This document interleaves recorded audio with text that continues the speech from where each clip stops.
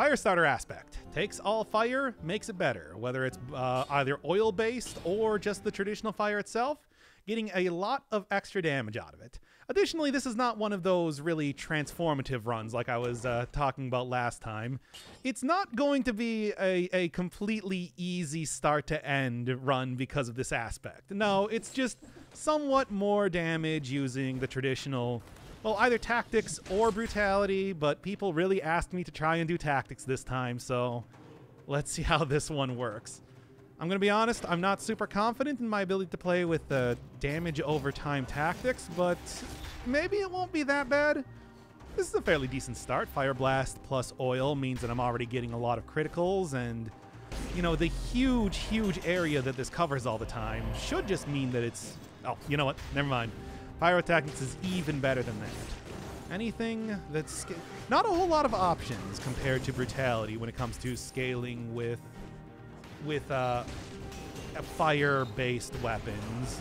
I think that your best option would probably be using the torch or the oil sword, but still, pyrotechnics and everything here. Ooh, although... Sure. This also works too if you get extraordinarily lucky with some of the drops that you're getting in the very first area. Ooh, there we go. All right, but as you can see, yeah, already good amount of damage from the fire, but I think that is probably gonna drop off a bit over time. In all honesty, what I should have done was I should have also opened up the ability to take the Hokuto's bow with this type of build, just because I think that the extra damage that I would get out of that would help with the fact that I am currently using a more tactics. Well, I'm not currently using a more tactics-based run. I'm currently using a tactics-based run. That is the long and short of it. But yeah, even compared to some of the other elemental buffs that you get from aspects, this one is very simple. Like, okay, it just buffs up the damage from this. Like the poison one, you get healing from. The electricity one has it not only doing extra damage, but also arcing between enemies even more. This is just more damage. Simple, easy. But fire has always been the simple and easy type of... Actually, yeah, give me that pick. No, I want the Thunder Shield. Yeah, fire has always been the simple and easy damage over time option, and I can appreciate that. That's been its biggest point, and that's because, you know, it is the most populous of any one of the elemental attacks that you can get in this game. Everything, just everything gives you fire, it seems. It's even a very common affix on a lot of shields or tactics, or not tactics, skills, just many, many different things. Anything you do is going to give you some fire in some way, or at the very least some oil to be thrown down on the ground as well. All right, mentions torch, game drops legendary torch. I know, that's what we call streamer luck in the business. Let's be honest here, I'm not going to argue. Anything that makes... This is already going to be a little bit tougher of a run than usual, what with the whole using tactics things. So if the game wants to be very kind by giving me a lot of challenge rifts and like good weapons right at the start, I'm not complaining. Ooh, wow, that was really close. Okay. Bleed can be buffed. Poison is the best dot. Poison does have a lot of good stuff, especially now that it like is extremely easy to propagate itself with, you know, enemies that die also throw down a huge cloud of poison around there. That's good, but fire spreads everywhere, and oil is so easy to get. Like, bleed still has some of the best ways to buff it up in the entire game. I'm talking about like bleed propagation and poisons as well as bleed, giving you the double there, but still, it is, I think it doesn't even compare to, like, yeah, you, just even by, like, all I need to do is just throw this down, and then bam. That is 200% damage every and anywhere. And that's kind of the plan that I'm using when it comes to getting the most out of this weapon. I think, especially using Firestarter, just going a brutality run, torch maybe, but really just fire and oil grenade is that's the way to do it. Because like that will give you everything you need to just have oil and fire and a good amount of damage out of oil and fire all the time, forever. It will just always be there, always be your constant companion, defeating tons and tons of enemies without you even needing to try. Well, anyway, continuing on here. How twisted is this Firestarter? It's actually not very twisted. Like I was saying, I don't really think that that fire is... It's like your base level damage over time ability. It's not really wacky or strange. There's not like a whole lot of gimmicky stuff that you can do with it. It's just there, and it works. And what more do you need, you know? Don't know why water is not a type of status, water-based items and stuff. I mean, there is like, you know, interaction with enemies being in water. Oil being on water means it can be started on fire. You get criticals from any sort of electricity weapon used with that, regardless of... I'm gonna take this. Regardless of if the weapon actually has a critical or not. But there's nothing that gives you, like, yeah, the water status effect, like a water gun or something. A lot of different stuff like that. Okay. Now then, this should be a pretty good area to try and get fire working because, yeah, a lot of large areas that can be easily covered in oil and fire that will be doing a lot of damage. So I think it's going to take a little bit until you truly start seeing some of the really amazing damage from Firestarter. A little bit more statage, a little bit more, like some tankier enemies. And then when everything's going down, like, instantaneously, you'll truly understand why this is a great weapon. Even though, once again, it's not as overpowered as being able to just buff up your run so that you're healing 3% with every single hit and you do, like, 5 hits a second. Boy, Blood Drinker and especially Relentless sure do have some good exploits going on there. This is just a good run. Damage over time is great. And this is your straight increase the damage over time. What can I say? So this is going to YouTube? Of course it is. I'm trying to get all the aspect runs and everything up on YouTube because that's sort of the current Dead Cells series I'm doing right now. After this, though, it's going to be back to using a lot of very casual, just chat and runs, as well as the occasional cursed sword stuff. Because, of course, still got to do the cursed sword stuff. No, man. Water is too niche? That is true, and I think that's why Motion Twin hasn't really been trying to get that as a true status effect as of just yet. It can be used. It's not super easy. So aspects just make the game a lot easier, pretty much. I mean, I would say that it's like a setting that you can get to, you know, kind of change up how the game works. But largely, yeah, they're not supposed to be like a plus and minus, a risk reward type of thing. They're just good. They're just buffs, and that's fine by me because it does really change up how you play the game too. Just in a way that makes specific builds, especially ones that might not be as effective, suddenly a lot easier to use. Also gives you more of an ability to like learn the game and everything, kind of going with the whole like practice makes perfect part of this new update, which I can appreciate. Once again, Dead Cells is already a hardcore enough game. We don't need to make it harder all the time. We can just have some stuff that makes the game easier and a little bit more of a casual experience, because as of right now, that's really not what the game is otherwise. I'm totally okay with this. Aspects should lock out all achievements. Oh, who cares about achievements? Come on. And I'm somebody who gets a lot of achievements in games. I'm somebody who really tries to go for all the cool achievements that I possibly can. And I'm like, but really, who cares about achievements?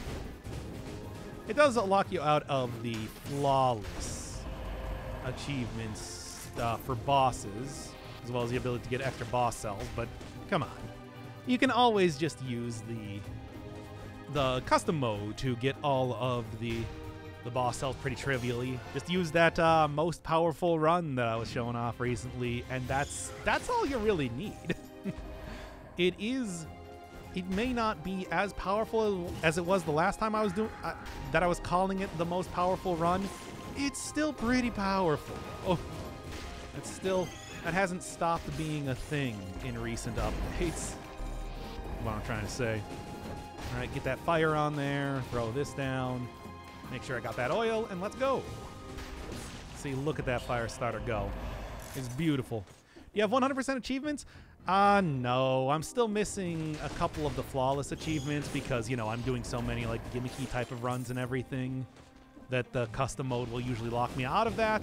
And, of course, there is still the final spoiler boss doing that one flawless, which I have done before.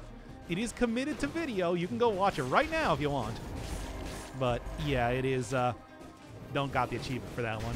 Everything else, though, I've got everything else. That's one of those things where it's like, to be honest, if I just tried to go get those achievements, it's like, I could do it. Come on, I know what I'm doing in the game. It might take a couple tries to go get, like, the spoiler boss flawless achievement, but I could still do it. I'm just, like, I'm just concentrating on a lot of other games this time. Please, everybody, enjoy Phantom Dust. It's actually a genuinely really great game that I think deserves more attention. And is legitimately a tragedy that that is never going to get, like, a sequel or anything. Because, like, yo, it's really good. Yeah, they did the whole, like, one step from Eden thing for the Mega Man Battle Network games. Maybe we can get something with Phantom Dust eventually. Looking at you, any sort of prospective indie developers. I'm telling you, there's a lot of good stuff there. There we go. Good parry. But anyway, I got that. Yeah. I'll get it eventually. Look, I already should have it. I'm just saying that it's like I would have to turn it off for most of the stuff anyway because I don't want to do spoilers. So it's like, what's the point of really trying to go get it? I could show it off for like 1 or 2 streams here or there, and that's about it. Oh, come on now. The stupid, terrible hitbox for some of these weapons.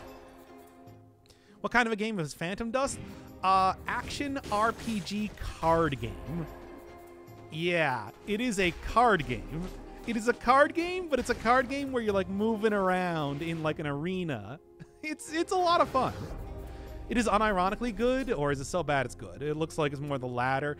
Okay, the plot line itself is maybe a little bit so bad it's good. But, like, the gameplay itself is actually super solid. Like, it's got a lot of tech in there that I'm just starting to scratch the surface of after 2 hours of playing the game. It's pretty cool. I'm just saying right now that it's like I'm so impressed by what that game has to offer compared to how much people actually know about it, you know? What a weird combination, I know, right? But like, hey, it's like I don't even like card games and I'm getting into that one. I think that's a good endorsement, right? That's the way I see it. The plot line is pretty wild though, in a way that I enjoy, so you know, that might be a little bit of bias on my part. I do love me a weird, surreal type of story experience, of course. But yo, yeah, like really, the gameplay is very solid. And it's unique in a way that I haven't really seen in many other games. I can't even think of like anything else that quite compares to the gameplay that you're getting out of that. It's really interesting. Well, anyway, let's go hit up next area. Get going here. Would you consider Tekken to be a... Oh, no, here's the prison beds. No, not here. I'm getting very confused with the map right now because I'm thinking about old Xbox games. Oh, boy. What's your PC specs? Not that great anymore. I gotta go start upgrading some stuff eventually. But, yeah, it is something I'm going to be putting on the back burner for quite a while, I'd say. You got some time before you're going to start to see a big ol' beefy PC experience from me. Well, let's grab the cells just for fun. I think that constantly running to a skill spawn point would be very annoying. I mean, that's the thing. That's actually not the entire game. In the next episode, I'm going to get the Arsenal, which is your deck. That's just something that they were doing to try to ease you into this weird game engine that they've created. So it's not going to always be like that. Don't worry. Give me that acrobat back. But to get some good usage out of that. At least that's what I think is going to be happening. I'm fairly certain. Yeah, it's like the game is a very slow one, it seems, but it does also seem to be ramping up now. What you got? Should be good. Oh, I want a laptop for college, but I'm not sure what would be a good PC so I can play games too. I got no idea. Let me tell you, the PC, the laptop I had for college definitely is not one where... Woof! Oh boy. Oh, I don't like this starting spawn here. It really puts me up against a lot of enemies, doesn't it? Oh, jeez. Okay. Still cursed, but feeling a little bit better now. Gotta be careful. Just gotta be careful. Hey, what are you doing down there? Get out of here. I should probably actually switch up. You know, the torch has been doing me good for right now, but I do think I actually need to switch this up now. There we go. There goes the curse. Done. There we go. You go to college? I went to college. Now look at where that got me. Okay, but yeah. To be fair, I do like this sort of lifestyle I'm currently leading, but still, you understand what I'm saying.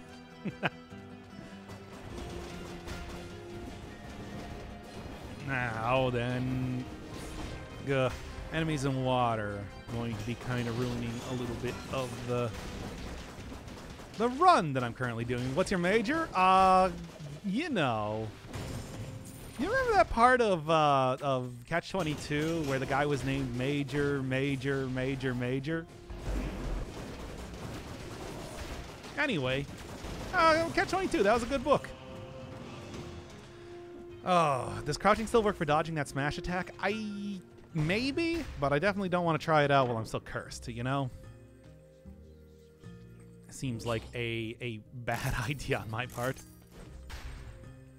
So then, extra damage on criticals I think is going to be very useful here, right? If I was going to choose anything, that seems to be the one, right? Right? Yes, the answer is yes. What the? All right, then fine. What was that? Didn't even try and give me a... Yeah, I definitely parried that. I'm going to say that right now. Oh, well, unlike that last run, I don't think I'm going to get away with this without using a potion charge or two. But this will help. There we go. Honestly, being jobless is really eye-opening. All the free time to think about your life. I mean, that's how I, you know, lost 40 pounds. That's how I started up this channel in the first place. It's how I started learning Japanese. And now that might be how I start to actually make this channel become like a real thing. And it's all thanks to being unemployed. Maybe. I don't know. We'll see on that last one as of just yet. Ugh. I think I got some time before I can really say I'm being successful with that. That said, until that point, I'm going to just keep plugging away at it in the way that you're currently watching right now. That's currently what is happening right now. Watching me play through this game super goodly, right? Right? I've only used one potion charge so far. This is the sort of thing that people will pay to watch. Right? Anyway. Do it. Why am I constantly failing at getting the parry here? I don't understand. I just don't understand. Anyway, I'll get this. Hey, thank you, Dicey Dilemmas, for enabling my the bad decisions I made in my life. It's all thanks to you, Dicey Dilemmas. There we go. Might not have been able to nail some of the parries before, but hey. Did you learn Japanese because you watch anime? I haven't watched any anime in literally years. Literally years and years. No, I started learning it because I felt like I wasn't really doing anything with my time when I was unemployed. And now look at me. We got the great Persona series out of it. Entirely worth it. Glad to help out. Thank you, Des. Well, hey, at least it's only the Prime subscription. You know, which is basically free to use on any sort of streamer that, you know, you enjoy watching. Okay, stop that, me. Oh, come on, I don't need to entirely sell out like that just yet. Eventually. But not yet. Okay. Oh, man, thank you, Vancrotus, by the way. 5 subs. Nice. Once again, you don't need to enable this. I'm just saying. Oh, man. Please sell out. I don't even know how I would sell out. Even if I could. Man, you know, it's funny. Like, that was something all the way back in, like, 2017 when I was doing the Swift Sword run. The OG Swift Sword run where I was playing, funny enough, original Xbox RPG music over some of the gameplay. I was talking about how I would totally sell out if I possibly could. Nothing's changed, has it? Nothing at all. Same as it ever was. But that's... I don't know what you expect. How do I unsub other people to encourage Doc to get a job? I have jobs. I have jobs all the time. Like, you know how many jobs I've worked in my lifetime? It's a lot. Yeah, I'm going to keep what I got right now. Nope, and I still remember. And Bankrotis, you are an OG. You've been around for you've been around forever on this channel. What to do? Take the ossuary, make this a little bit easier, because let's be honest here. I do need to get to that food shop if I'm going to be recovering from using that potion charge. At least that's the plan right now. We'll see how it goes. Been since less than 300 subs, which is, yeah, that was like 2018 or something.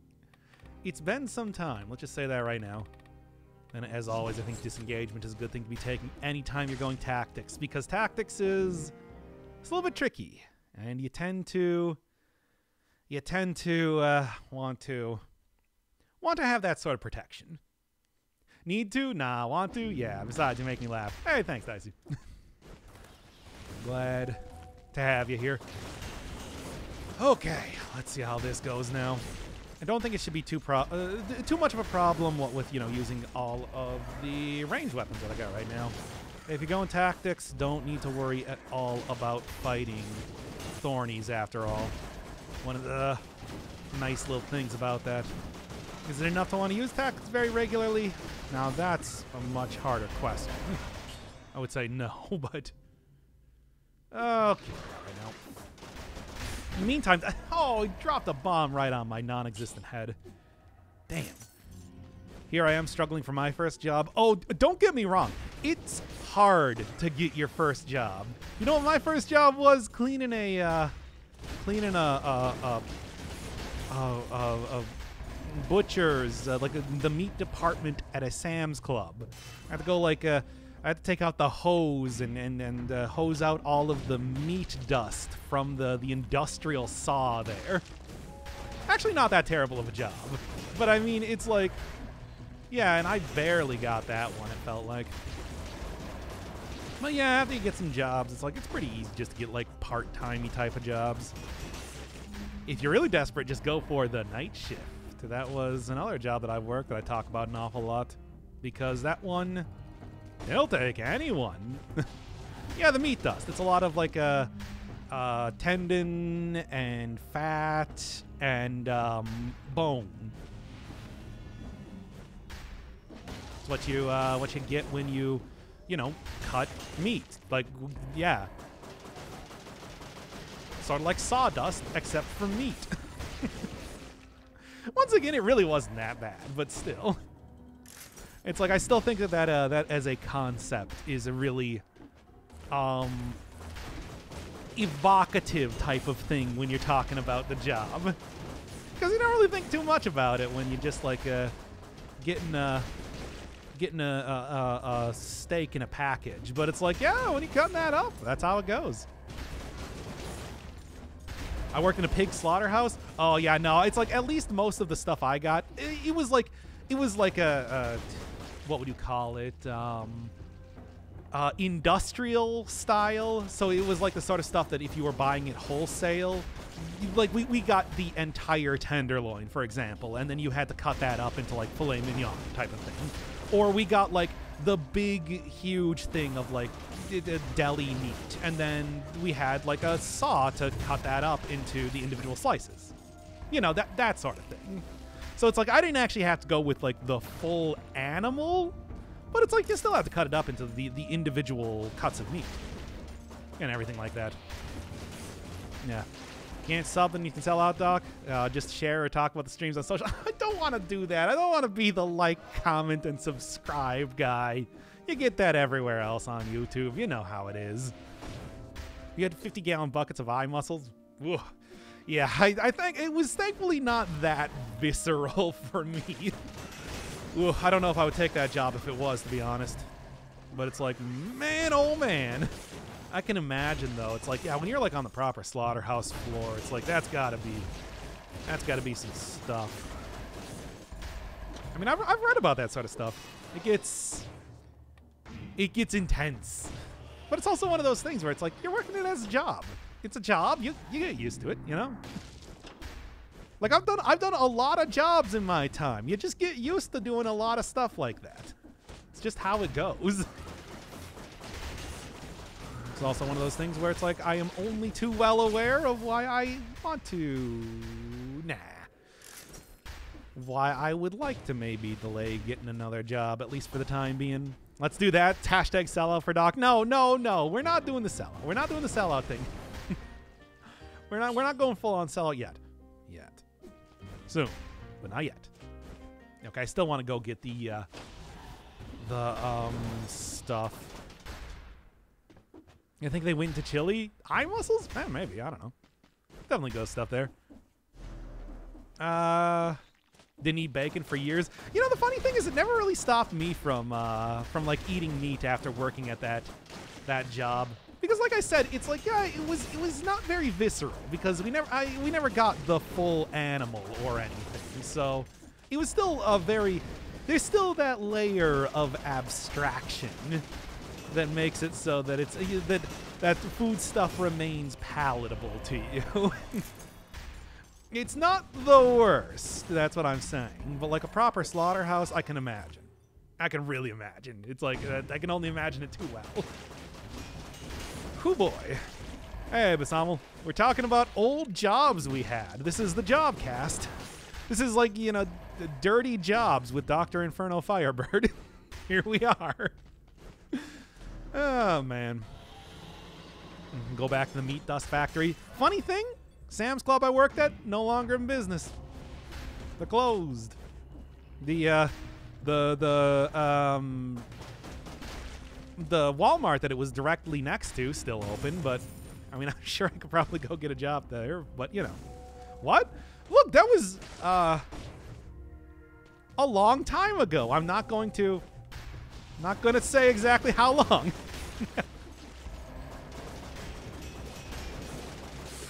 Yeah, okay, good. I was worried there for a second, but hey, that's good enough to go get the thing. Sam's Clubs are like weeds. Yeah, I don't know. Not there anymore. Yeah, in the 60s, exactly.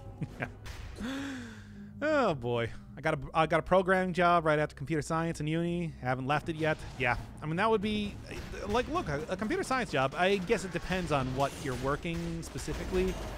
You might be doing like the gig kind of job where you're programmer for hire here and there, but largely that feels like a job you kind of stay at if you could.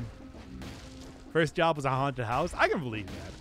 That's like, I mean, you know, I guess like technically my first job was like delivering food pantry stuff. Like, yeah, the local grocery store.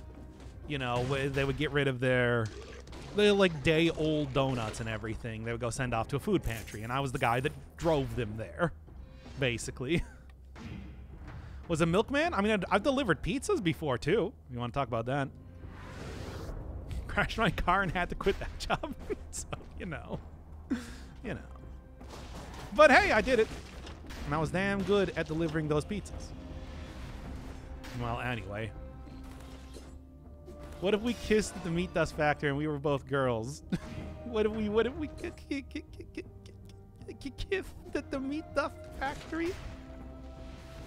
Ooh woo. Anyway. I don't know, man. Once again, it was really not that bad of an experience. Doc, are you old? Hey. To most of the people that are watching this, yes. Am I actually old? I don't know. Maybe. Oh, I don't like this at all. That worked out okay, though. Not dead yet. Yet. All right, Grandpa Doc, shut up. Not old, kind of. Sort of. I am an adult. Like, I pay taxes. I own my own car and everything. I would say that I work an actual job, but I guess I don't right now, do I? But, you know. Okay, 2, almost there, almost there. As you can see, like, the whole Firestarter thing not really making too much of a difference in terms of the actual run right now, because my damage is just so good that hitting that I don't even need to wait for like the damage over time. It's gonna be mostly when I get to bosses that I think it's really gonna become apparent how much Firestarter is making a difference. Nice. Oh, I'm getting so lucky with this. Good. Getting sub money as a current job. God, if that could be my forever job, I would have it. I've talked about that plenty of times, where it's just like, man, I would love to do this for a living. I love doing this. This is fun. But, you know, it's also, it's a tough thing to make as an actual career. We'll see how it goes, though. I'm willing to give her the old cool egg try. Sell out. I don't know how to sell out, though. It's not easy. Okay, but in the meantime, get raid ads. I could honestly, you know, I could probably do the raid Andy thing just because I'd be interested in what the hell raid actually is. But like, you know, here we are. There we are. Nothing good though, but hey, it's something. Like, aren't you curious? Don't you want to do the raid memes? I kind of want to do the raid memes because I think it would be funny. Not even because I want to get that sweet, sweet cashola. I also think it would just be funny. But, yeah. Oh, man. This is your temp job. I mean, most jobs I have are temp jobs. They just then turn into real jobs. And then when the employer changes, then they don't turn into real jobs. But, you know. What more do I need to say? A lot of gaming YouTubers that are advertise raids, but I don't think I've ever seen a video on that game from anyone. Yeah, true. I mean, I have, but that's because, you know, I watch a lot. I watch a lot of different streams. Like, I watch a lot of streamers, man. I like flip through. Like, there are like a dozen people when they go live on Twitch that I'm informed of. Like, every single time I log on to Twitch, day or night, any time of the day. You know, I don't just make this stuff myself. I also do watch a lot of things, and I have since like 2008. All right, come on, let's keep going.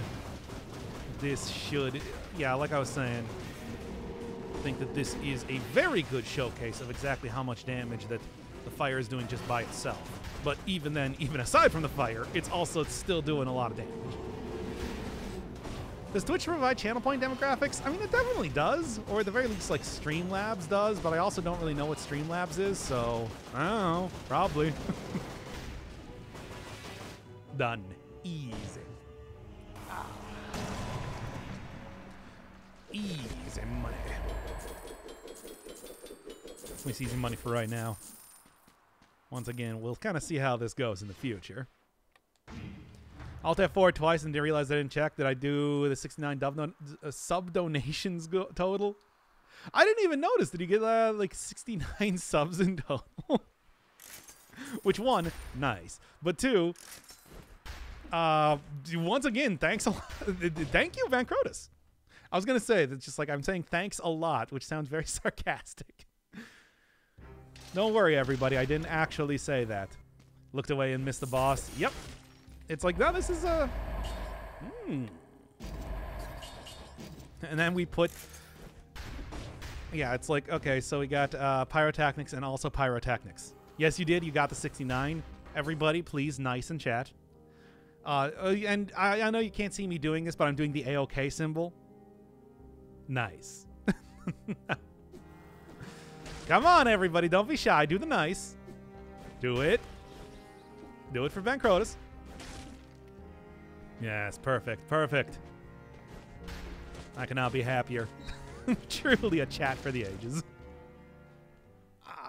Let's hit Slumbering Sanctuary. Nice feet. I see. I see. No, they spelled it F-E-E-T for the people at home.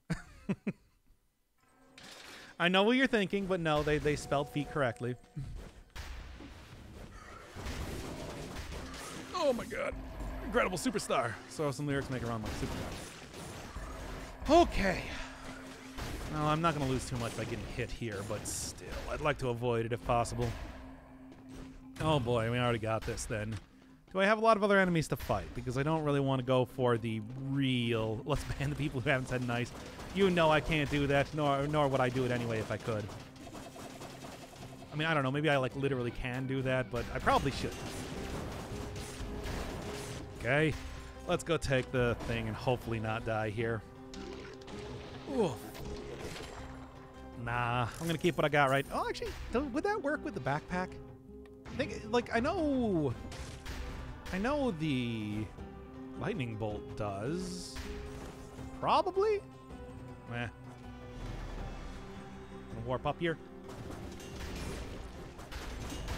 Yeah? Yeah? Oh, if I don't like that. Oh, and of course it has to be the, like, literally the worst.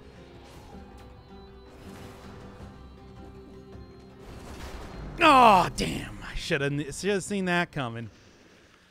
Oh, that is a pretty rough enemy to go up against. Well, let's go instead take like a look at the needless to say, I would have been able to get through that run just fine. It's unfortunate though, but let's at least do one more with brutality instead, because yeah, that should also be a good showcase of what exactly we're looking at here when I actually go get like the torch and everything. Yeah, still unfortunate though. It's like, but that's curses for you. You literally die in one hit. Can't stop that. Ah, frustrating though. And then here, yeah, fire grenade plus oil grenade, good combo. Can really make that thing work for me. Kind of basically keep everything else though, right? Vampirism could also be very effective. Lacerating aura, I think I should keep on. Yeah, and then let's get going here. We knew that was going to happen. I mean, if it was a different type of elite, I could have probably dealt with it. But the Crystal Elite is the one that just really is extremely frustrating to deal with, and when you're cursed. Will you play Moonlighter? Nah, not really all that interested in Moonlighter. If I was gonna play anything, it would be like Racketeer, because I think that game looks, you know, it still has that whole like selling aspect, but is also looks a lot more interesting. Whereas like Moonlighter is just, yeah, it looks like Zelda, like kind of semi-Zelda. I don't know. People have been asking. That's another one of those games that people asked about a lot, like Salt and Sanctuary, that I'm just kind of like, I don't know.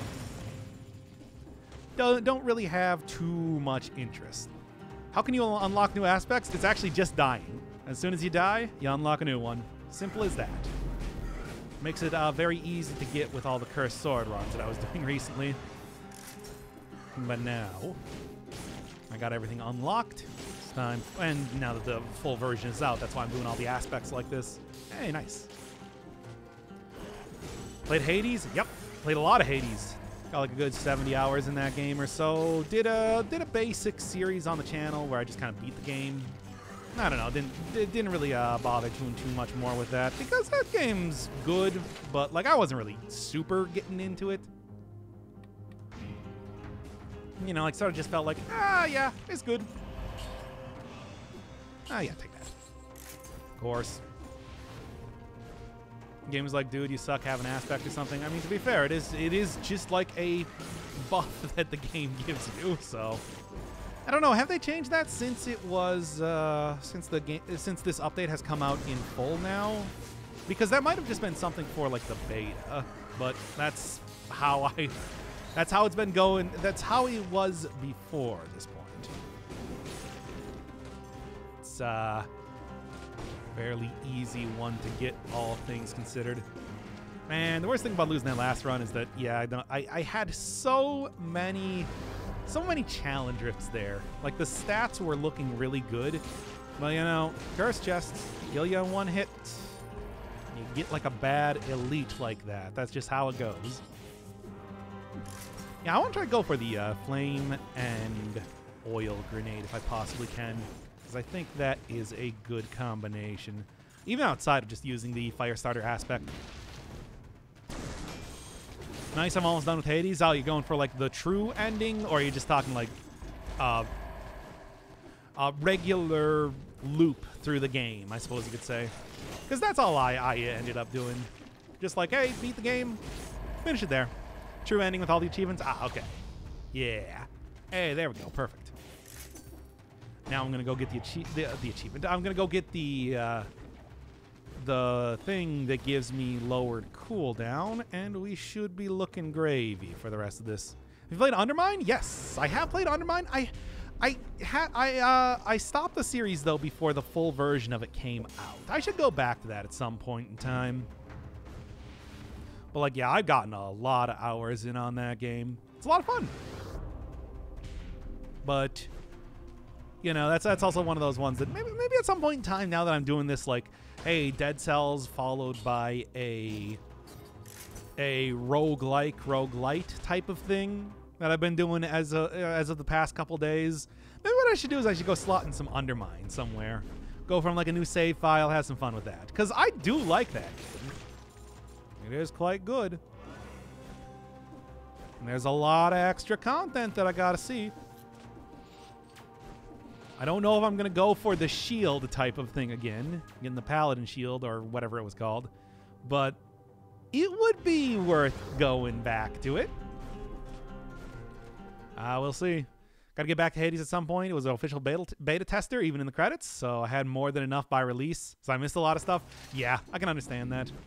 But they have added a lot of different things, like especially like the Pact of Punishment and everything. The extra, not just even the extra bosses if you haven't seen those, but there's also like, you know, the Pact of Punishment with the extreme measures really does change up how some of the bosses work in a very interesting way. I haven't even seen it with the final boss, but I'm told that it's some cool stuff. That said, I don't know. Once again, Hades is a very good game that I just did not get into as much as a lot of other people. I don't know. That's one of those things that, like, it's just me. Oh yeah, I was gonna go grab the cooldown reduction, but I didn't do that. Do that in the next area, I suppose. We'll see. We'll see. I don't know, if I'm gonna start doing like streams of Dead Cells and other roguelites, any other thing that you think I should throw onto that list of stuff to be playing? After this, I'm going to do some Binding of Isaac, for example. Last time I was doing some Slay the Spire. Obviously could do some Cogmind, since technically that's an ongoing series. I just have not been making too much progress with it. I don't know. Someone's going to force me to play Bastion and Pyre. If anybody's going to force me to do stuff, have me play Pyre. I've seen a bunch of playthroughs of Bastion in the past, so I know the basics of that game. That's also, you know, one of Super Giant's earlier ones. Pyre would be very new to me. Although I don't know. That is a sports game. Sports game, and I don't know if I'm super into sports games. Much like card games, like the whole building a team and then trying to use that effectively. I'm too small-brained for that, so I think that it might not be the easiest for me to get into, but it would definitely be a very new experience. Yeah, Undermine. I'm thinking Undermine, but also, like, I don't know. If anybody has any other interesting, wacky stuff that they might want to throw on here. Gungeon. I'd like to see if you got any, like, games I haven't. Like, something I haven't played on the channel, though, is more what I'm thinking. Something a little bit new, fresh, interesting. Returnal? We'll take a look. Take a look, see if it might be something. But yeah, I like this as like a stream format right now. I don't know, maybe people might like seeing other stuff, but I think that, yeah, like doing videos on like the Force Me to Play games or, you know, games that I just have interest in, and then doing streams for like roguelites could be fun. Ooh, another one might be Cataclysm. I'm still talking about playing Cataclysm, and I don't know. I think that would still be... That's one of those games that you can really create like a good narrative with that I think would be fun for a stream. It's also, after playing like a lot of Cogmind, I feel like I am more prepared for that game. You know? Death Skid Marks has some nostalgic value. Maybe. Take a look. West of Dead? Not familiar with that one. Might be something to look at.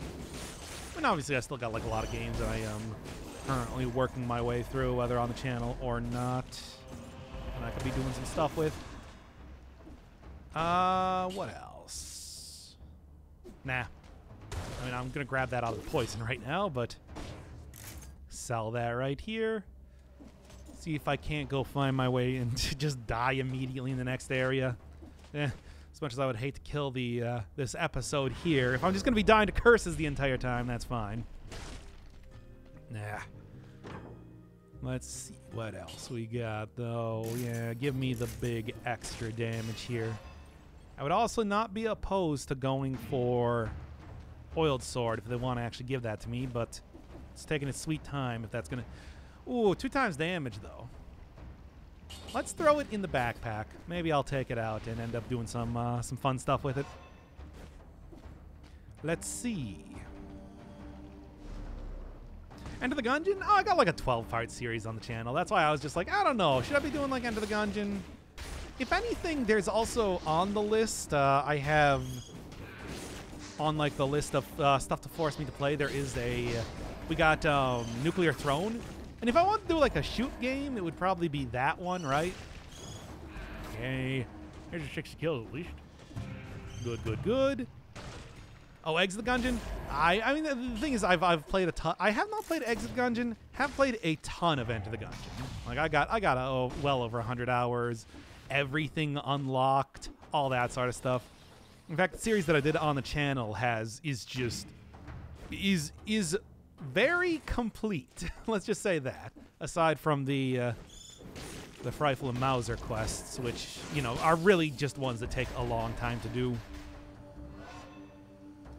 Tumbleseed? Oh man, would I play Tumbleseed though?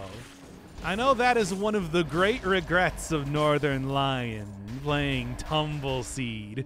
Yep, I got a rainbow chest. I of course beat like the advanced dragon. I beat the gunslinger's pass. I got the high dragon fire. It's like, man, I did a glitch chest, didn't I? Didn't I get the glitch chest? Or was that just in my test playthrough? I still have the footage for Gungeon. It's just like I can just go look that up right now if I wanted to. Man, there's a lot of stuff. It's a very complete series. Let's just say that right now. I did like everything. Tumbleseed is certifiably pog. But yeah, Streets of Rogue. Streets of Rogue I actually wanted to play when that first came out, but never ended up doing it. Luck Be a Landlord. Luck Be a Landlord could be a fun one for just like a short stream type of thing. That's not a very long game. That's one you can get through pretty quickly. I think you got a glitch chest too? Nice. Good. Thought I remembered that correctly. Loop Hero? I don't know about Loop Hero. Demon Crawl, the Minesweeper roguelite? That might be something. I don't know, I think Welcome to Be a Landlord could be like a good one for just, well, here's like 2 or 3 streams that I did on it. Not something too long or difficult, but could be fun. Yeah, Dicey Dungeons. Again, another one of those series that's like I've watched a ton of other people play. I don't know if it would be worth me playing it, but could be something to consider if I run out of everything else. First time I got a glitch chest, I think I had an item that made all the rewards into mimics. Does that just turn it? That's the Mimic Tooth Necklace. I do know exactly what you're talking about, but does that also turn the glitch chest into that? I don't even know. Because if so, that's one, maybe you dodged a bullet, because Gungeon, or 2, maybe you really lost out on a lot of really good rewards. Depends on how good your run was, I suppose.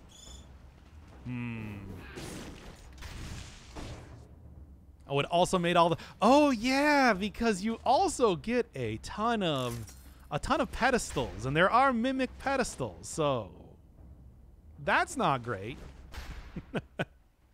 Dark Souls 1, 2, 3. I mean, we could turn that into a true roguelike too. The randomizer and everything might be fun. What, you lived? Oh, Jesus. Okay, yeah, that would be an incredible run, man, to say the least. Yeah, sure, throw it down. Good damage, good area. That's some saucy. I keep forgetting that you now appear outside of the door. Are you playing anything spooky for Spooktober? I don't know. Dead Cells, I think, is reasonably spooky, right? It's about zombies and stuff. There's so many zombies in this game. How can you say it's okay, but really, anybody got it? Hey, are there any good like horror roguelikes out there? That would be good. I know there's like a Golden Light maybe, but I think Golden Light, I don't know. It feels like it doesn't quite have as much content as I want in it.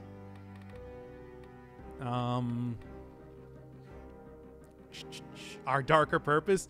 That is a horror game. It's true. It's. Would you really consider that a horror game in that way? That's just Isaac but boring. I don't know. I think the weird lore in the game is fun, but it's also like, yeah, it's an Isaac clone. Let's be honest here. Anyway, I was taking Killer Instinct. Gotta move with a killer groove. I am gonna play Alan Wake. I'm still planning on doing that, actually. That is a horror game. It's true. Hey, nice. My favorite. But like, yeah, what else would actually kind of qualify? I was thinking maybe I should go return to Subnautica, which capped off my failed spooky month attempt that I did last year, but I don't know. People really want to see me play Subnautica a whole ton? I don't think so. Spooktober with Alan Wake. I really, like, after playing Control, I really want to play Alan Wake. What can I say? And when I found out that they were going to do a remake of that, it's just like, oh, perfect time. The SEO couldn't be higher. But you know what I'm saying here. Careful, don't die. There we are. Subnautica Sub-Zero. I own OG Subnautica. That's why I would play that game specifically. Okay, just try and get stuff out here. With Firestarter, that should take them down easy enough that I won't have to... Yeah. Ugh. Slammers out there, too. Come on. He hates Subnautica. Oh, come on, though. That could be a fun banter game, too. I mean, okay, any game I play is a banter game. I'm playing Dead Cells right now. It's been 90% banter, but you know what I'm saying. That could also be a fun banter game.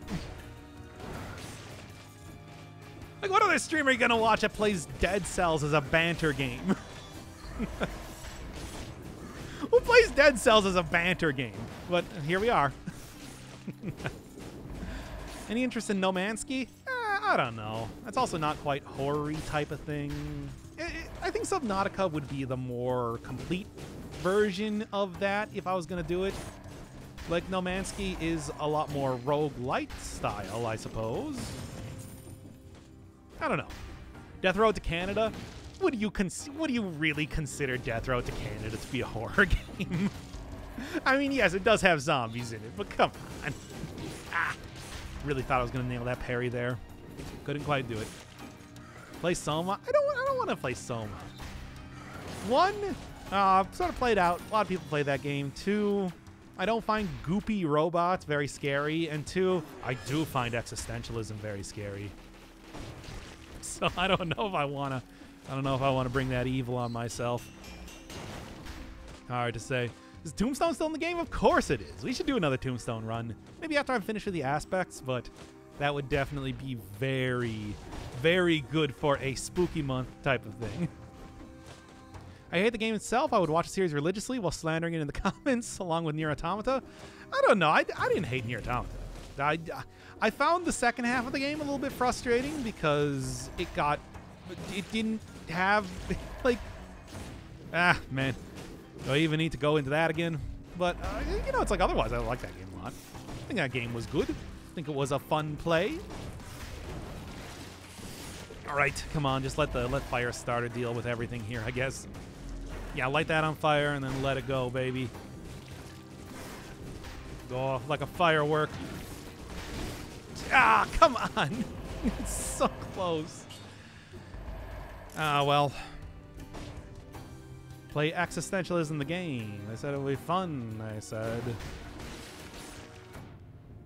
And it's one of those things where it's just like, it's not even so much with the events of the game, it's the questions that it raises that I find scary. But you know how that is.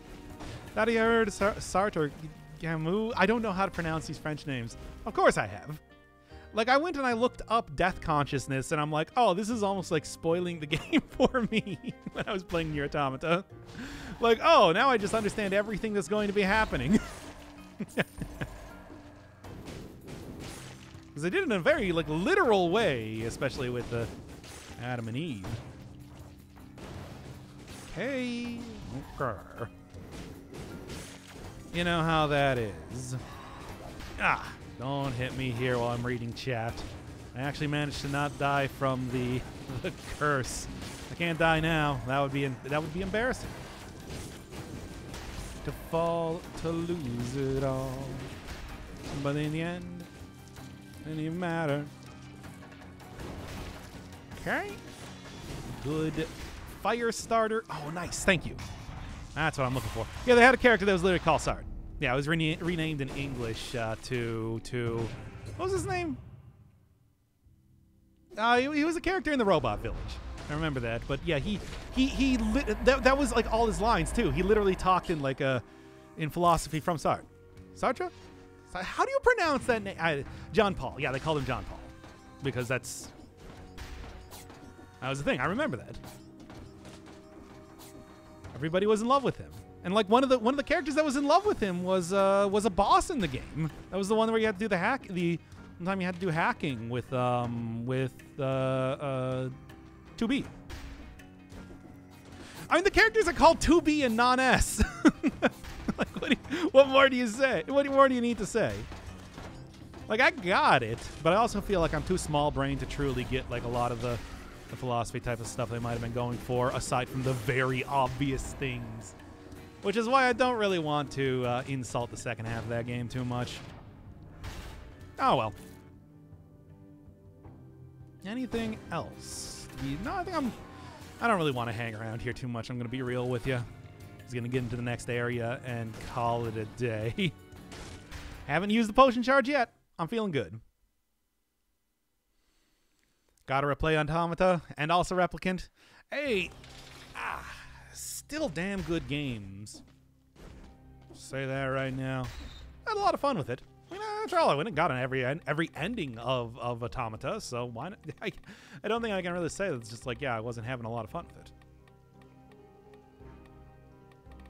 Did like side quests and everything too, just didn't do that on camera. What else are we looking at here? What do I even want?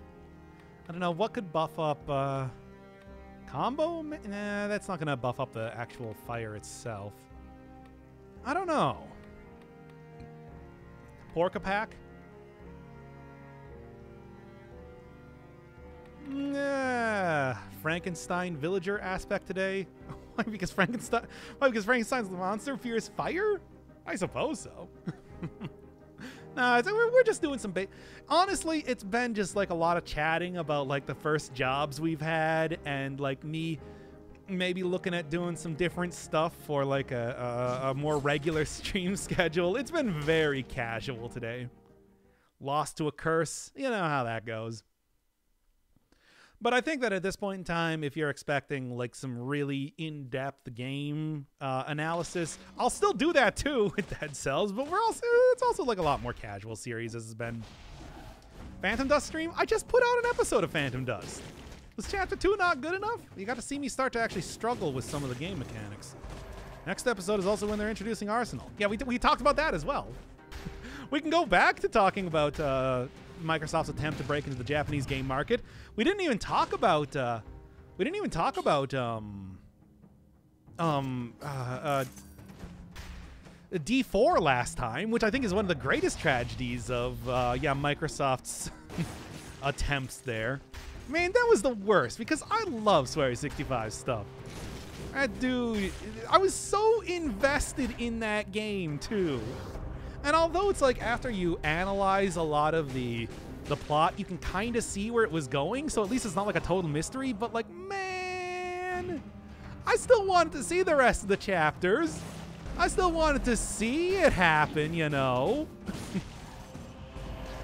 I hope Good Life is good, because I heard that, unfortunately, now Deadly Premonition 2 was not great. Which is too bad.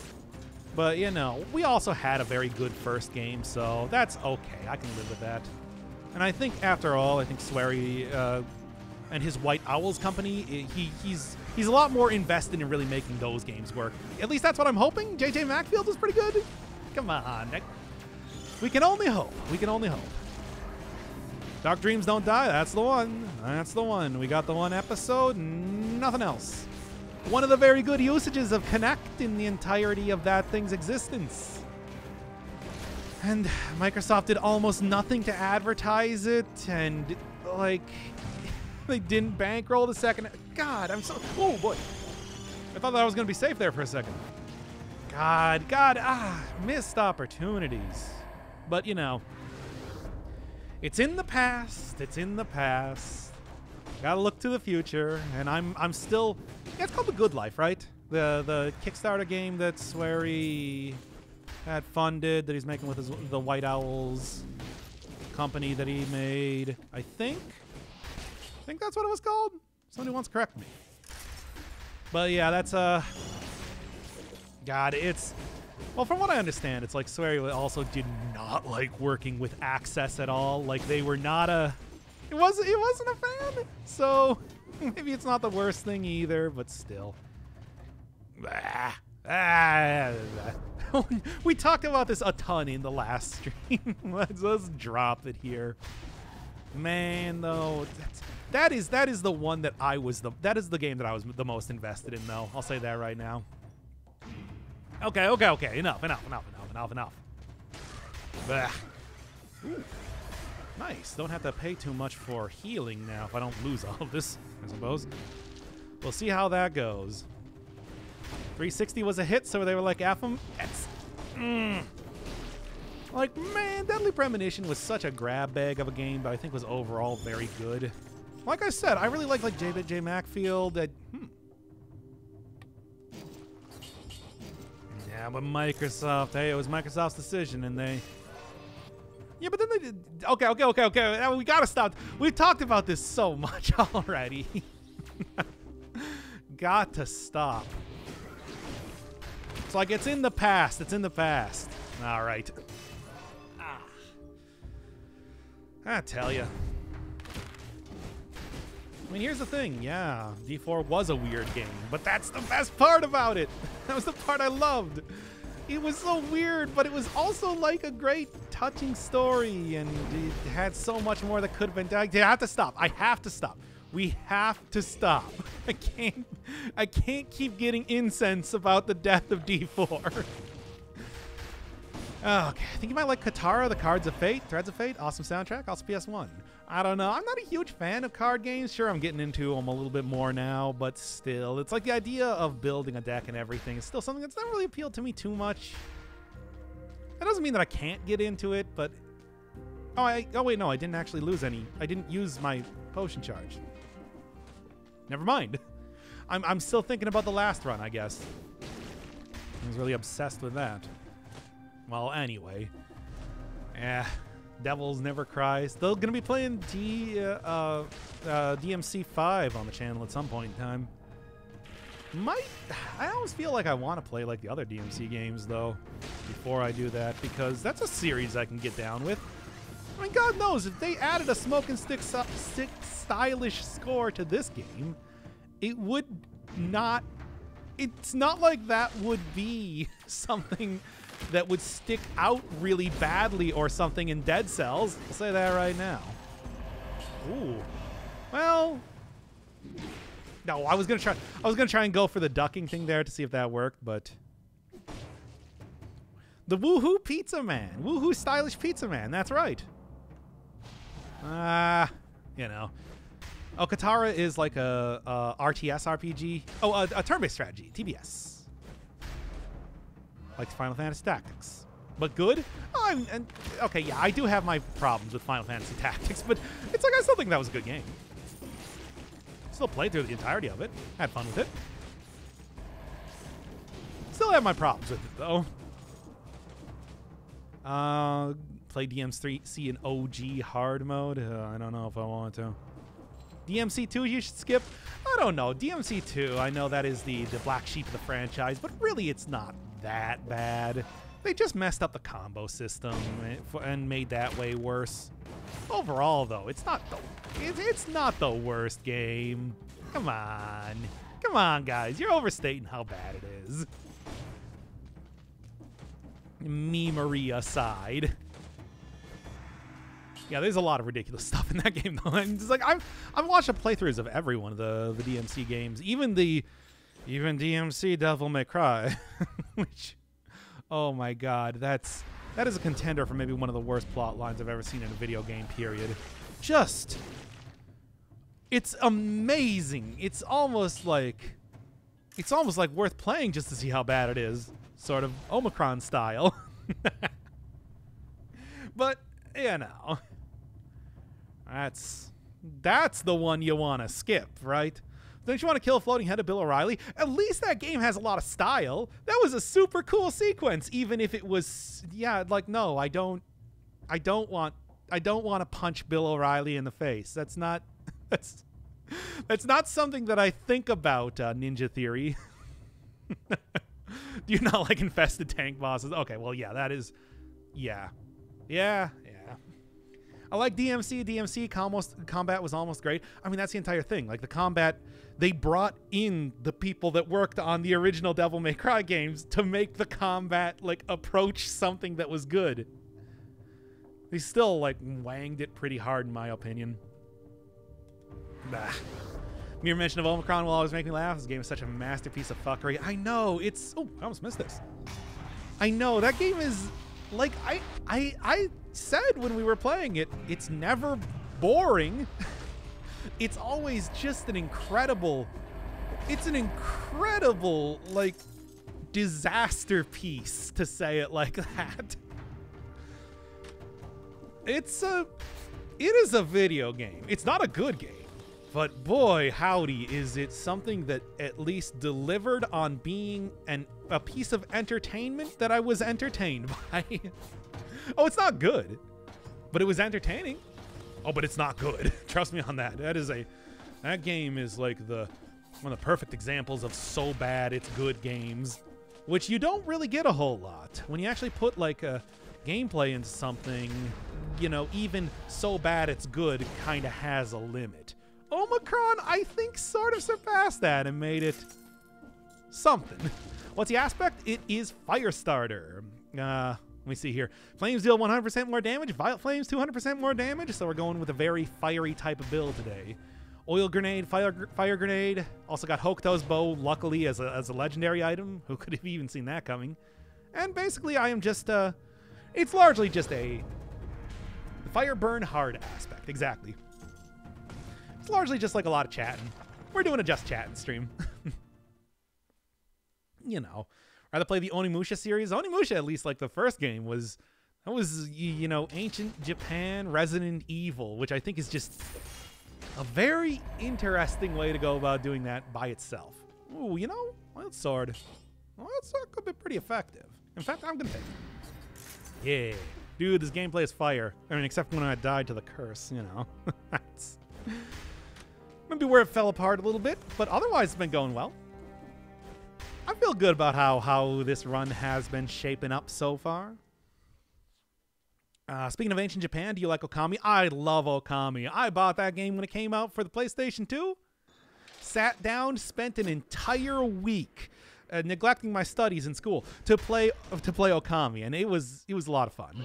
I will say though, oh man, Isun is awful. Like, my god, they need to like cut out roughly half of Isun's, hey, I'm just going to tell you what's happening on screen, Persona 5 style. Place that with just not Isun being there. Otherwise, though, the game was great. I had a lot of fun with it. I think that is a good combination of 3 games in one. It's weird that they just let them do it like that. Fire fizzle when you die to curse. Oh, come on. Look at this run. We're going after the conjunctivius. That's fun, right? I think it's fun. I'm having a good time. I wasn't here when it happened. I mean, it's otherwise been going pretty good. Look, think of it like this. You're getting an extra long episode because it's 2 runs. That's content, baby. What more do you want? Do it. That's content, baby. Hashtag content. Yeah. Capcom zombies with guns, zombies with swords, zombies with guns and swords. God knows. I mean, you've seen like the amount of games that started as like a Resident Evil game that turned to their own thing. Parasite Eve, Devil May Cry. There's more than one franchise that they developed that started out as, hey, here's a new Resident Evil game. It's a thing.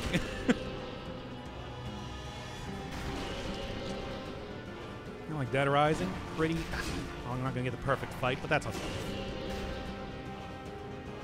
A lot of good stuff that came out of that singular franchise, along with all the actual Resident Evil games themselves. Like, hey, there's a lot of really good Resident Evil games, yo. And that franchise has gone so many different places since its inception. Fire I knew was going to be very good against this. Too bad I didn't get the perfect fight. That could have been good. Oh well. Cheers from Minnesota. Cheers from Dead Cells land, where I'm playing Dead Cells. Just get that scroll fragment. Not going to take the assault shield. Is this worth it? Not really. Maybe. I should have looked at the affixes a little bit better. Like the one with the big vampire lady? I like Resident Evil 8. Yeah, no, I think that was a good game. I mean, you know, hey, there's a lot of, you know, other stuff aside from the big vampire lady in that. Give me some good. One more. I don't want to go, yeah, there we go. Perfect. Parfait. Could not even get better than having that affix on there. Nice. No work for you today? Oh, man. Oh, man. Oh, man. I got some bad news for you. Or good news? Whatever. By the way, have you played Parasite Eve? I like the first one, going to get into the second one because of the genre change, and then there's also third birthday. Yeah, third birthday. Yeah, Monroe, he's the best. I'm the best. Speaking of like not great boss fights, Monroe's boss fight was not great. But hey, he's a fun character though. That one line alone endeared me to him so much. I actually think all the characters in Resident Evil 8 were fun in their own way.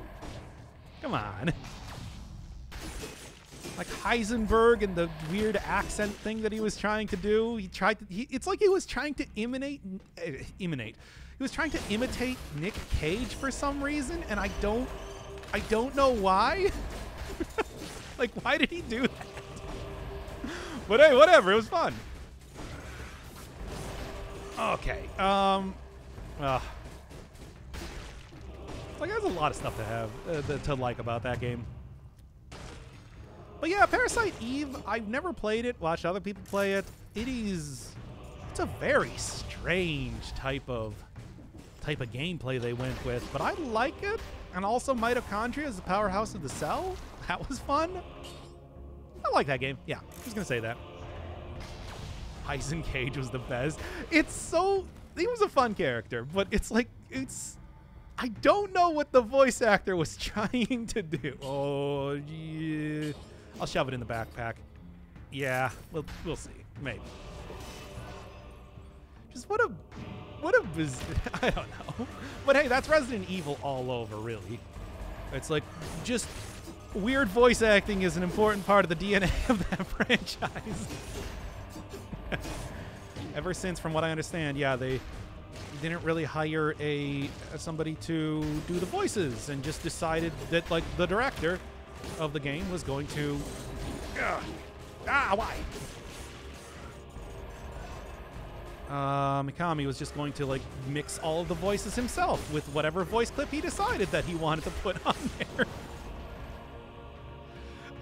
Yeah, which that's the explanation that I've heard for why the Resident Evil 1 voice acting is that way, where it's just like, no, they're actual professional voice actors. It's just Shinji Mikami decided, no, I'm going to choose what voice takes go into the game and cut them all together myself based on what I think sounds cool.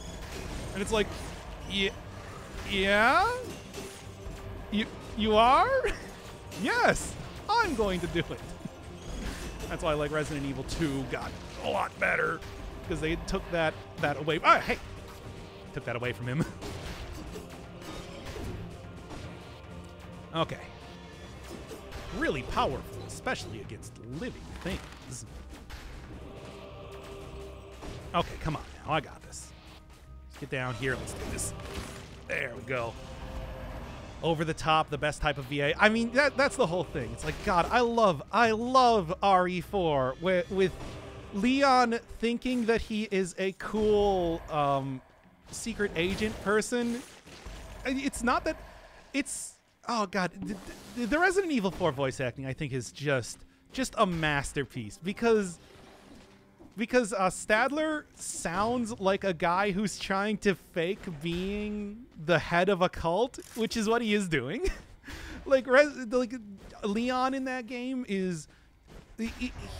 He's just trying to be a cool secret agent guy. He is a cool secret agent guy, but he's also just like a normal dude trying to put on the voice of being a cool secret agent guy, which is just...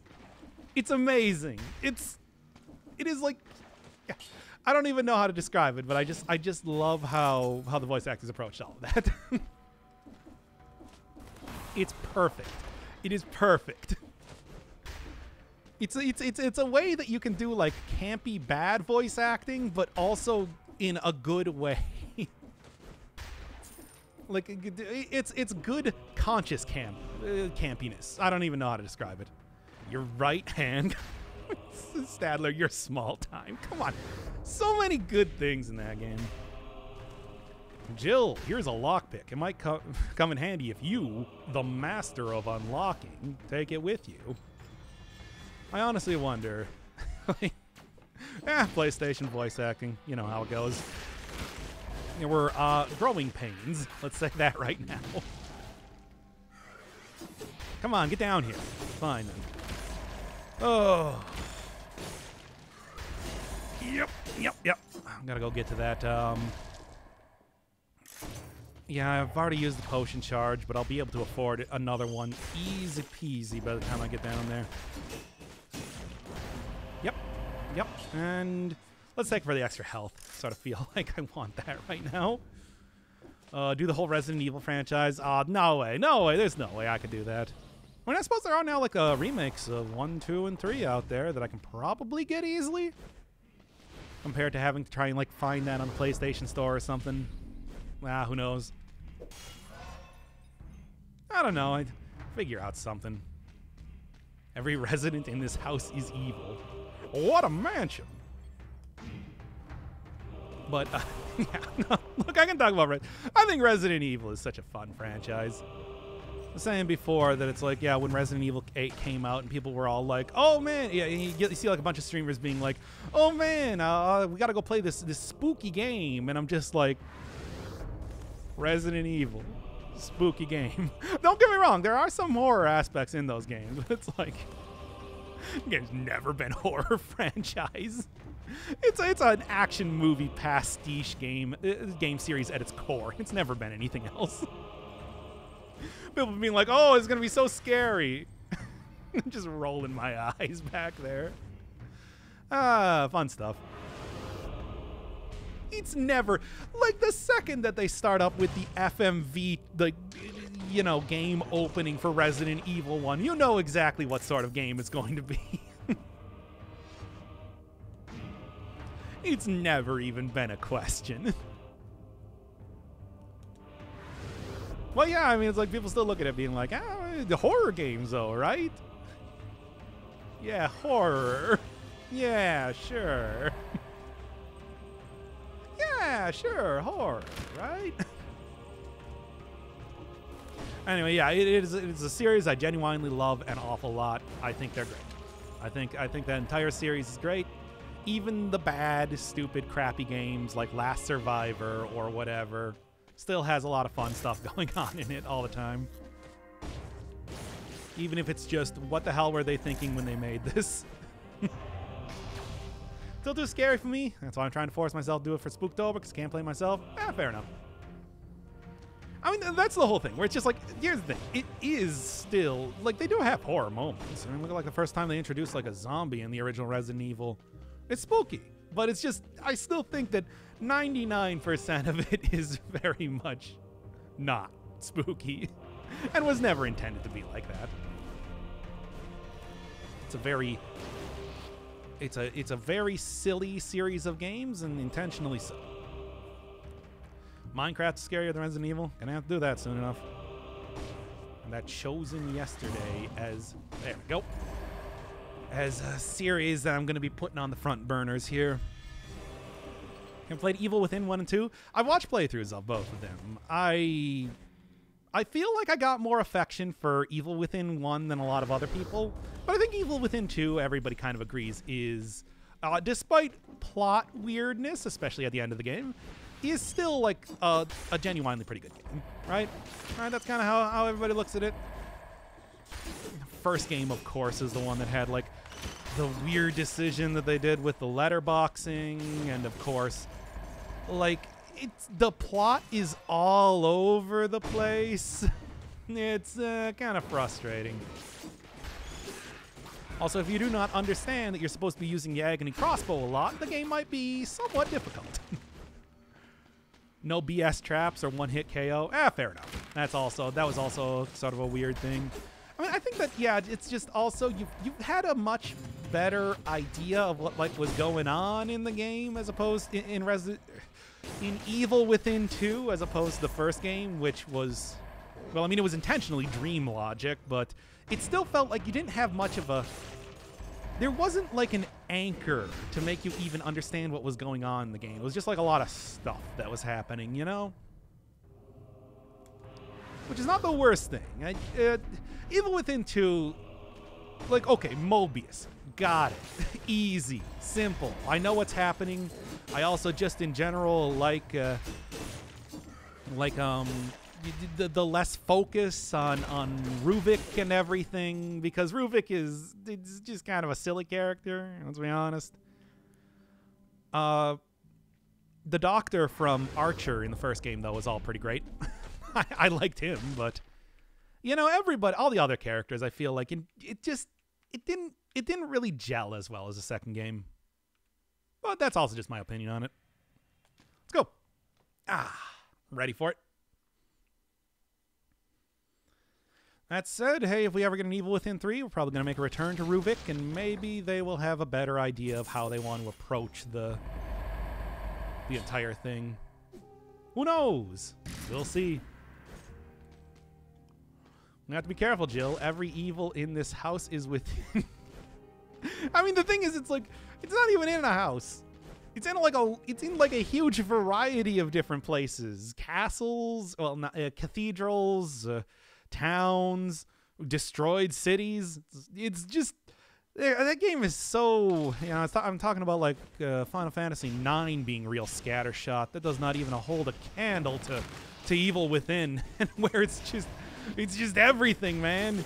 Which again is intended by the premise of the game, but you know, it made it hard to get a handle on what you were supposed to be doing. You know what I'm saying? Yes, I can feel the evil within, too. I mean, like, literally, though, that is part of the game. Like, remember everything that happened with Jonathan. You know, that's like a part of the game. Whoa, boy. Be cautious here. Try and take these guys out as fast as possible. Okay, this will work. Yep, that'll do it. Okay. Resident Evil Within. I mean, you know, the evil is resident. It is within. It's like they knew what they were doing. It's like calling this game Dead Cells, you know? It's got that same sort of energy, as far as I'm concerned. Hey. Okay, drag him right to the fire. That'll work out just fine.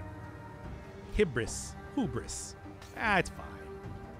Look, everybody, it's fine. Telling ya. I played this game for thousands of hours. I'll never die. Never, ever. Hey, thank you, Techno Music. Welcome to the jam.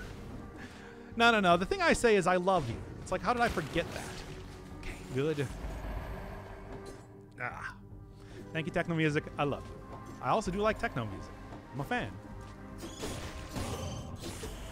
Okay. Can't really say I've listened to a whole lot as of late, though. Now then, grab that survival, grab that, take that, and let's get a move on. Oh, God. All right, well, we're doing this, which is not a bad thing. It's a lot of extra damage to be getting, but still is a frightening prospect to see regardless. Throw that down there. Once again, the combination of fire and oil grenade is fantastic everywhere. It doesn't matter if you're doing Firestarter Aspect or not. I was so worried that I was going to jump directly into that spike, and that would have been the end of the run, and that would have been the worst place to end the run.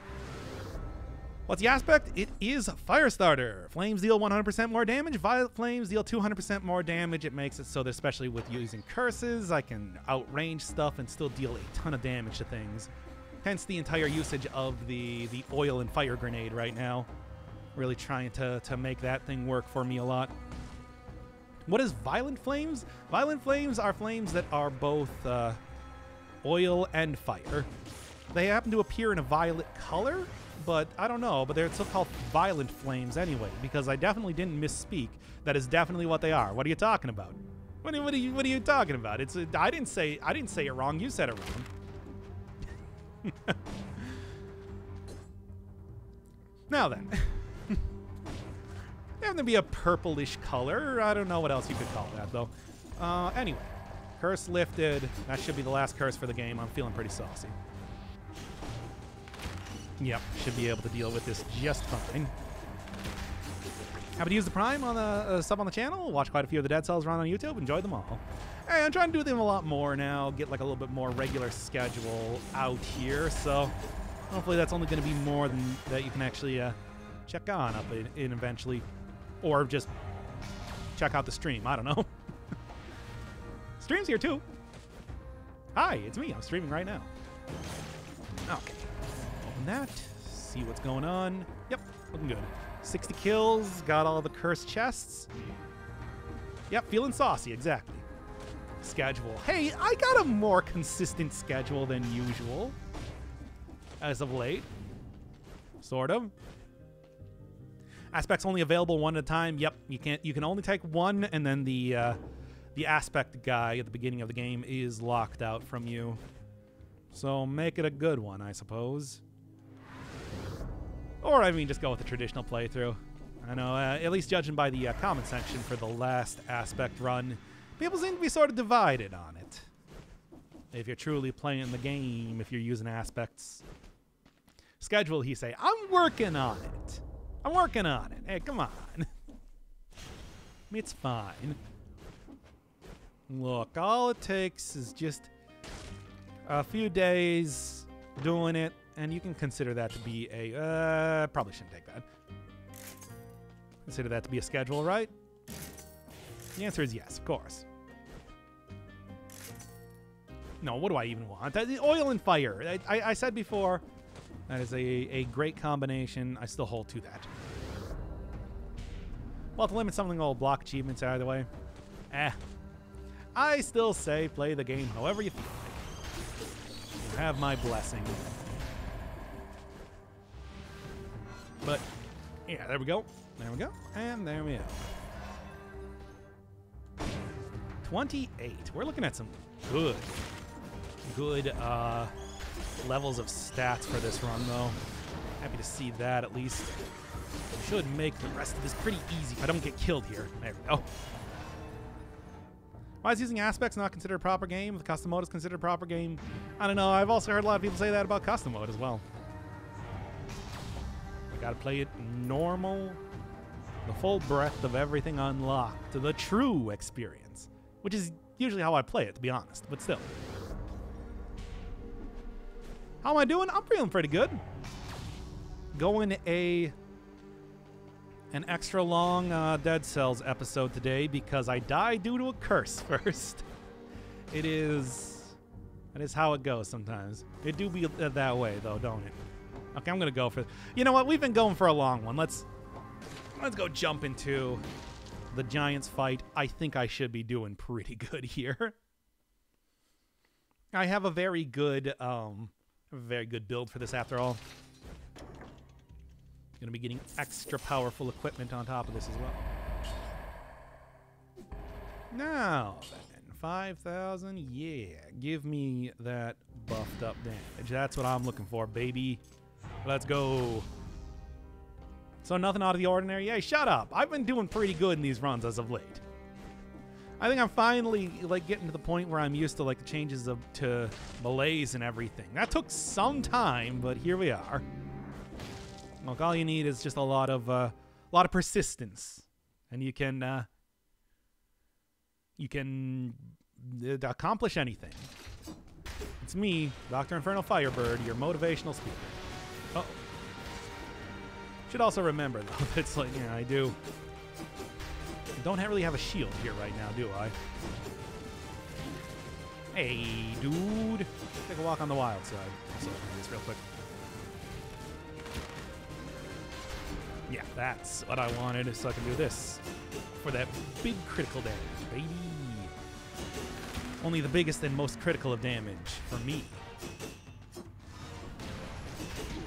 Ow. Ow. Ah, stupid crystals. I swear I have not gotten hit by that so many times as of late. Yeah, man. Disengagement getting hit 4 times in a row, but that's okay.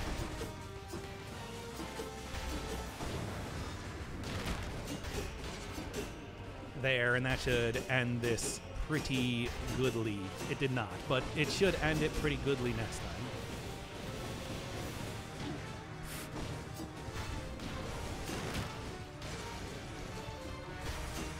There. Use a potion charge, but that's okay. Actually, I think I used 2. Ah, whatever. It's still fine anyway. Take that. Probably re-rolled it in the next area. Yeah. Build looking kind of busted. I mean, it's good, but of course, you know, you still take a lot of damage in the game and everything. What more do I even need to say?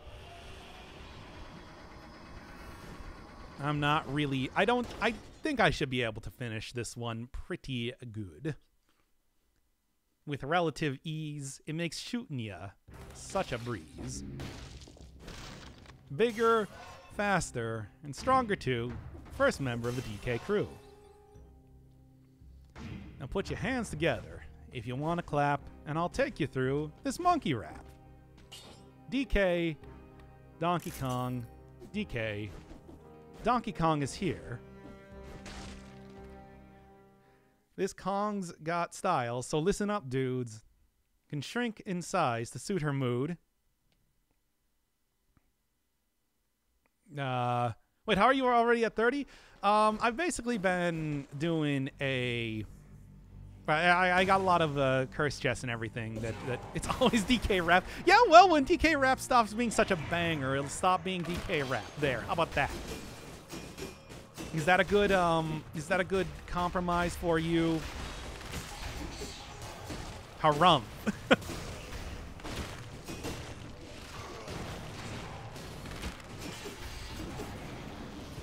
Yeah. If you choose her, you'll not choose wrong. With a skip and a hop, she's one tough Kong. Jesus, that damage. Yeah, I know, right? It's working out good. It's working out good. Let's keep going.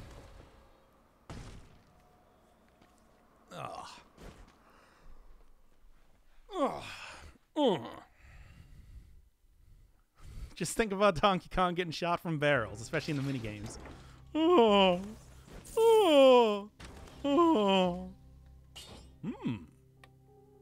Yeah, sure. Should be quite powerful with this amount of stats right now. Okay, let's do this. I'm feeling pretty good. I'm feeling like I can take on the world.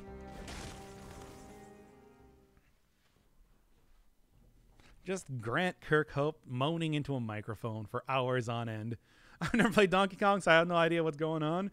You haven't played Dong? You know he's going to be played by Jack Black in the new movie. What is up with that whole thing, by the way? I'm not going to watch that movie, but it's weird to see people talking about it. Nope, I don't think you can duck through that anymore. He's dead. It's chunky. It's stupid Brental Floss meme. I cannot believe how long-lasting it is. Okay. And no food, but I shouldn't really need it. I think I can kind of like deal with everything easy enough just by itself for the time being. Yep, get 33. Nice. But yeah, Dong. It's good games. The Dong games are pretty good. Like I would highly recommend them. All some pretty stellar. Although I think that by the time we hit like Donkey Kong Country 3, that it started to become very. Oh, Jack Black is Bowser. Well, then who's Dong? What the fuck is that cast list? I don't know. I hope Charles Martinet does enjoy his. Does enjoy his cameo in the Mario movie.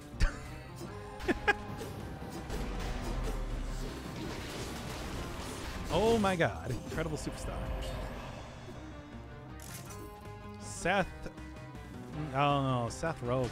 I see. Well, good for him. What a. Once again, I don't know. Celebrity voice acting to attract more attention. Yeah, because Mario needs a lot of attention.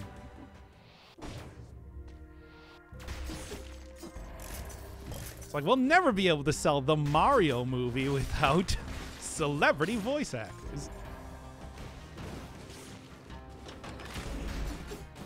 Without having Seth Rogen voicing Dong.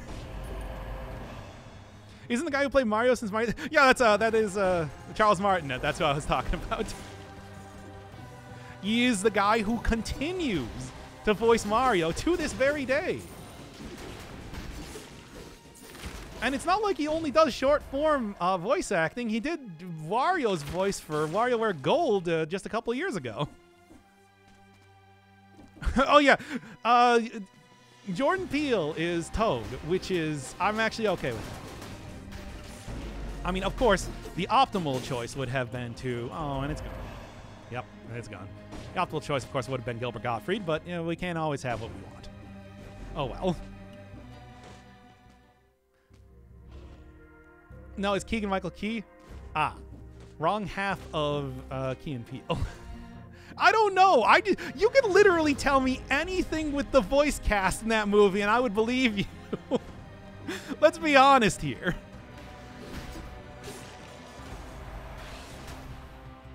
When you have Chris Pratt playing Mario. Okay.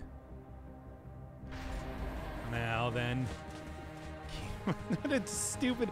Like, I'm not gonna watch the movie. Once again, much like with the Sonic movie, I could not care any less about that. It's just the bizarre nature of it, I feel like, has to be mentioned, if nothing else. Because what is even happening? Anyway. Who's Kirk Douglas? Very famous star of stage and screen from Hollywood past.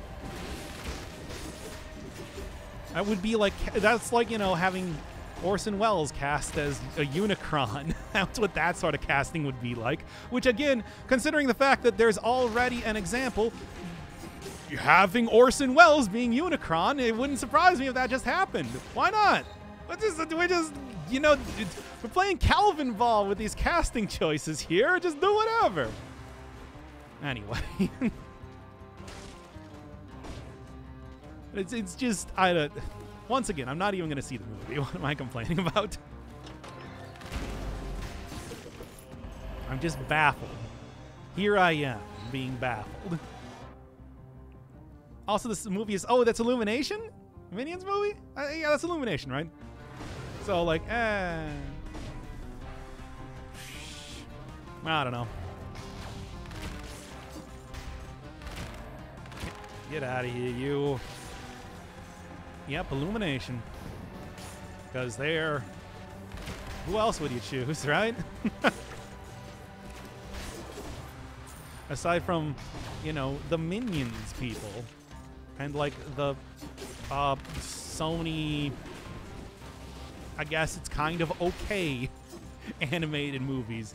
They're fine. They've done acceptable work in the past. It's okay. One thumb up. It's fine.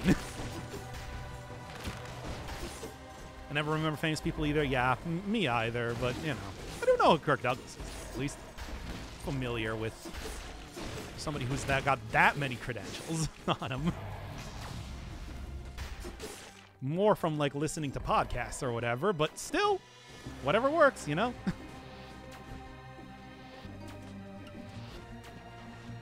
Take you out real quick and should probably use a potion charge at this rate. Like, oh my god. There we go. At least it won't be live action. Imagine Star-Lord guy with an Italian mustache. You know, if any... No. I was going to say it's just like, maybe that would at least be, you know, that would be interesting. But, like, let's be honest, no, it wouldn't. It would just be dumb. It would be like the Sonic movie, basically, which, you know, from what I understand, one thumb up, it was okay. This movie was totally not a waste of time to go see. Unironic, not sarcastic, whatever you want to say there. Now, that's again what it's like. I'm not even going to see the movie in the first place. It's like, I don't know. I don't believe that the Mario movie is going to be something that will stand the test of time and be an incredible movie for all ages throughout the ages. I just don't think it's going to happen that way.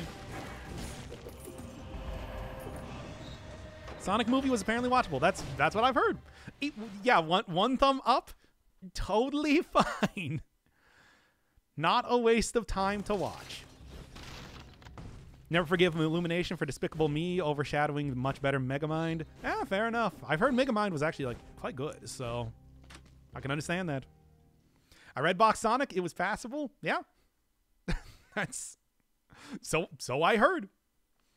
Do we know if Chris Pratt can do a fake cartoon Italian accent?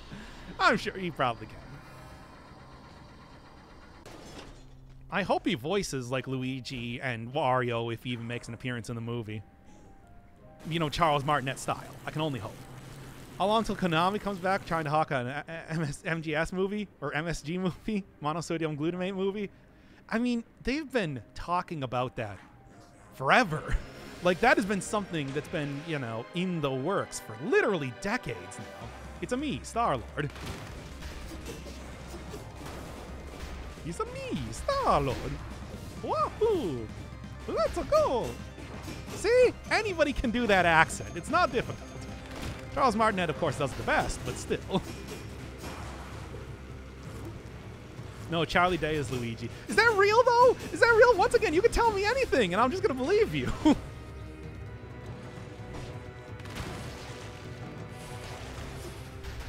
I don't even.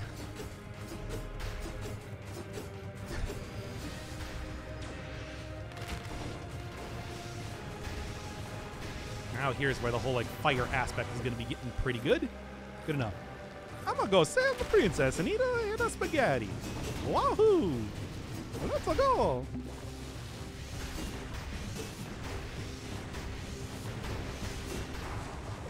Even though I don't eat spaghetti in the game. See, anybody can do a bad fake Italian accent. It's not difficult, I'm telling you. Do it right now. Do it right now. Have some fun. Oh, God. Oh, God. Well. Ah! Whatever.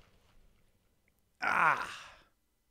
Arlo's reaction to the movie announcement. No, I'm not going to go full on react, Andy.